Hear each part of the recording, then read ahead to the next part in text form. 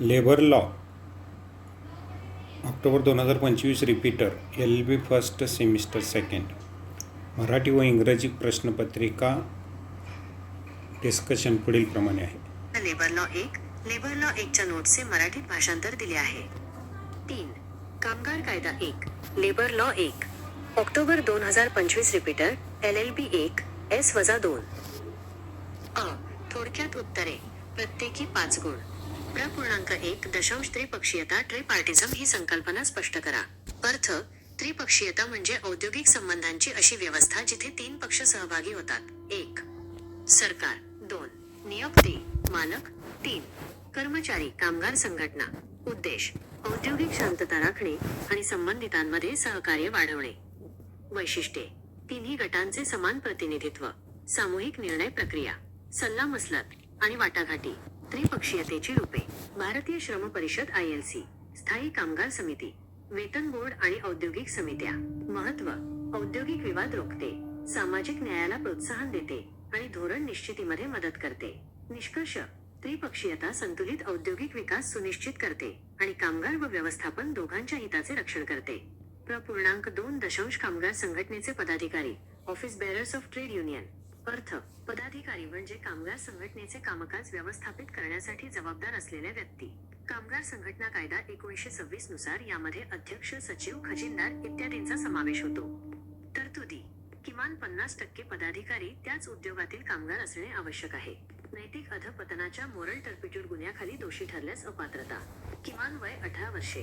कार्ये कामगारांचे प्रतिनिधित्व करणे, वाटाघाटी करणे, रेकॉर्ड आणि खाती राखणे आणि संघटनेच्या धोरणांची अंमलबजावणी करणे. महत्त्व संघटनेचे योग्य कामकाज सुनिश्चित करते आणि कामगारांच्या हक्कांचे रक्षण करते. 3. समान वेतन कायदा 1976 अंतर्गत नियोक्त्याची कर्तव्ये.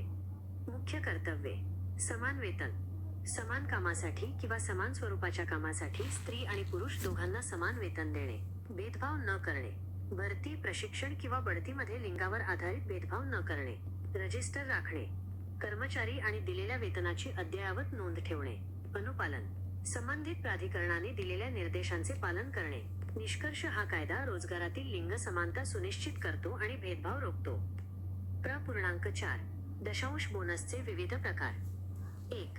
वैधानिक bonus statutory bonus payment of bonus act अंतर्गत कायदेशीर बंधन म्हणून दिला जातो. 2. किमान बोनस मिनिमम बोनस पगाराच्या 8.33%. 3. कमाल बोनस मॅक्सिमम बोनस पगाराच्या 20%. 4. उत्पादकता बोनस प्रोडक्टिव्हिटी बोनस कर्मचाऱ्याच्या कामगिरीवर किंवा उत्पादनावर आधारित. 5. पूजा सण बोनस पूजा फेस्टिवल बोनस मुख्य सणांच्या काळात परंपरेनुसार दिला जाणारा बोनस. 6. प्रथागत बोनस कस्टमरी बोनस उद्योगातील दीर्घकालीन परंपरेवर आधारित. 7. तात्पुरता बोनस इंटरिम बोनस वर्षाचा अंतिम नफा मोजण्यापूर्वी दिलेला बोनस. निष्कर्ष बोनस हा एक प्रोत्साहन इन्सेंटिव्ह म्हणून काम करतो आणि औद्योगिक संबंध सुधारतो. 5. पेमेंट ऑफ बोनस ऍक्ट अंतर्गत किमान आणि कमाल बोनस.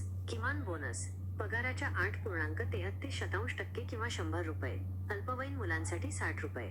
आस्थापनेला तोटा झाला तरीही देणे बंधनकारक आहे, विशिष्ट अटींच्या अधीन. कमाल बोनस पगाराच्या 20%. महत्त्वाच्या संकल्पना उपलब्ध अतिरिक्त अवेलेबल सरप्लस घसारा, कर इत्यादी वजा केल्यानंतर उरलेला एकूण नफा. वाटप करण्यायोग्य अतिरिक्त अलोकेबल सरप्लस उपलब्ध अतिरिक्त रकमेपैकी 60% बिगर बँकिंगसाठी किंवा 67% बँकिंगसाठी हिस्सा. सेट ऑन आणि सेट ऑफ बोनसची जास्तीची रक्कम किंवा कमतरता 4 वर्षांच्या कालावधीत समायोजित करण्याची पद्धत. निष्कर्ष हे कर्मचाऱ्यांमध्ये नफ्याचे न्याय्य वाटप सुनिश्चित करते. 6. समान वेतन कायद्यांतर्गत सल्लागार समिती ॲडव्हायझरी कमिटी. रचना सरकारद्वारे नियुक्त केली जाते. यामध्ये स्त्री आणि पुरुषांचे समान प्रतिनिधित्व असणे आवश्यक आहे. कार्ये महिलांसाठी रोजगाराच्या संधी वाढवण्याबाबत सरकारला सल्ला देणे, कामाच्या ठिकाणी होणारा लिंगभेद दूर करण्यासाठी उपाययोजना सुचवणे. महत्त्व लिंग समानतेला प्रोत्साहन देते आणि सरकारी धोरण बनवण्यास मदत करते.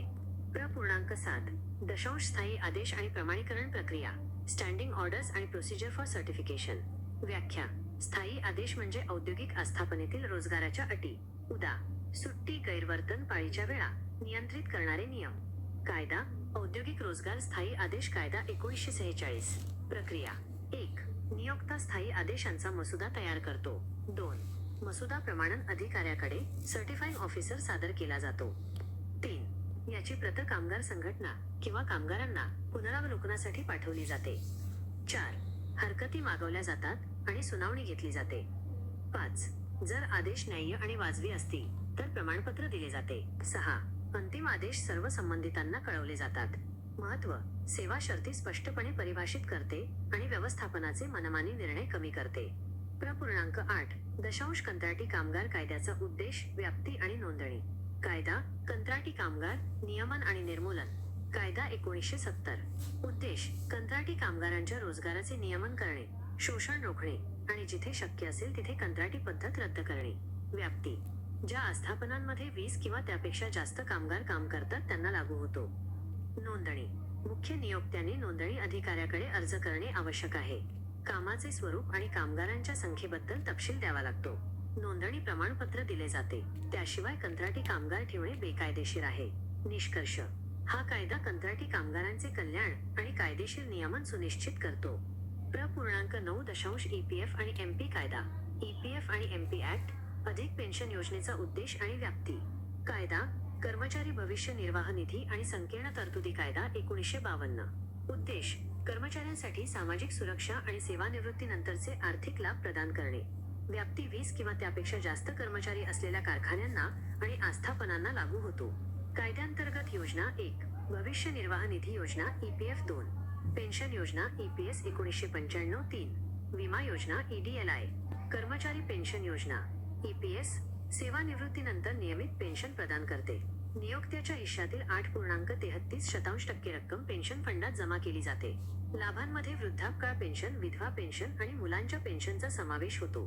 निष्कर्ष: हा कायदा कर्मचारी आणि त्यांच्या कुटुंबासाठी सेवानिवृत्तीनंतर आर्थिक स्थैर्य सुनिश्चित करतो. Law 1, October 2025. Repeater, LLB1 S-2. A. Short answer, 5 mark each. Q1. Explain the concept of tripartism. Meaning, tripartism refers to the system of industrial relations where 3 parties participate. 1. Government. 2. Employers. 3. Employees, trade unions. Objective: to maintain industrial peace and promote cooperation among stakeholders. Features: equal representation of all 3 groups, collective decision making, consultation and negotiation. Forms of tripartism: Indian Labour Conference, ILC. Standing Labour Committee. Wage boards and industrial committees. Importance: prevents industrial disputes, encourages social justice and helps in policy formulation. Conclusion: tripartism ensures balanced industrial development and protects the interests of both labor and management. Q2. Office bearers of trade union. Meaning, office bearers are persons responsible for managing the affairs of a trade union. As per Trade Unions Act, 1926, includes president, secretary, treasurer, etc. Provisions: at least 50% office bearers must be workers of the industry. Disqualification if convicted of moral turpitude. Minimum age, 18 years.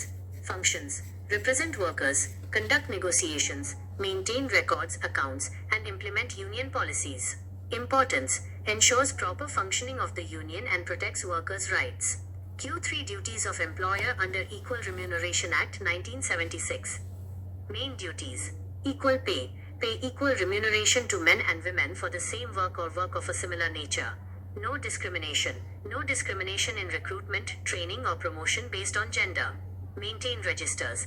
Maintain updated records of employees and wages paid.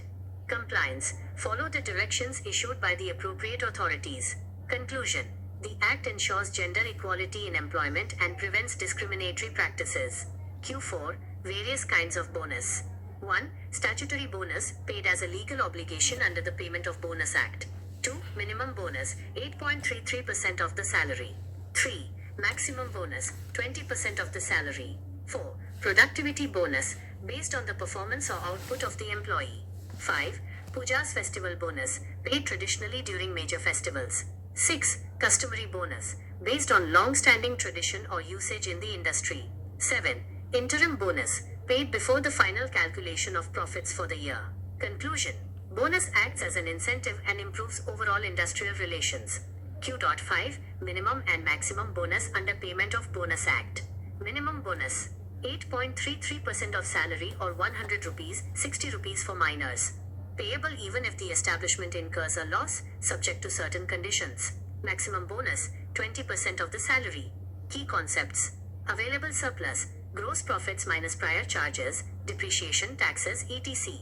Allocable surplus, 60% for non-banking or 67% for banking of available surplus. Set on and set off. Mechanism to adjust the excess or deficiency of bonus over a period of 4 years. Conclusion.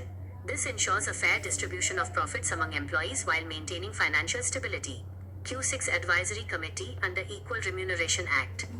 Constitution. Appointed by the government, must have equal representation of men and women. Functions. Advise the government on increasing employment opportunities for women. Recommend measures to remove gender-based discrimination in the workplace. Importance. Promotes gender equality and assists in effective government policy making. Q7 Standing Orders and Procedure for Certification. Definition. Standing orders are rules regulating the conditions of employment in an industrial establishment, e.g., leave, misconduct, shift timings. Covered under Industrial Employment Standing Orders Act 1946. Procedure. 1. Employer drafts the standing orders. 2. Submit drafts to the certifying officer. 3. Copy sent to the trade union or workers for review. 4. Objections are invited and a hearing is conducted. 5. Certification is granted if the orders are fair and reasonable. 6. Final orders are communicated to all parties. Importance. Clearly defines service conditions and reduces arbitrary management decisions. Q8 Object and Scope of Contract Labour Act plus Registration. Act, Contract Labour Regulation and Abolition Act 1970. Objects. Regulate employment of contract labour, prevent exploitation, and abolish contract labour in specific processes where necessary. Scope. Applies to every establishment or contractor employing 20 or more workers. Registration of establishment. The principal employer must apply to the registering officer. Must provide specific details regarding the nature of work and number of workers. Registration certificate is issued. Without it, employment of contract labor is illegal. Conclusion. Ensures the welfare and legal regulation of contract workers. Q9 Object and Scope of EPF and MP Act plus Pension Scheme. Act. Employees Provident Funds and Miscellaneous Provisions Act 1952. Objects. Provide social security and ensure post-retirement financial benefits for employees. Scope. Applies to factories and establishments with 20 or more employees. Schemes under the Act. 1. Provident Fund Scheme, EPF. 2. Pension Scheme, EPS, 1995. 3. Insurance Scheme, EDLI. Employees Pension Scheme, EPS. Provides a regular pension after retirement. The employer contributes 8.33% of the employer's share to the pension fund.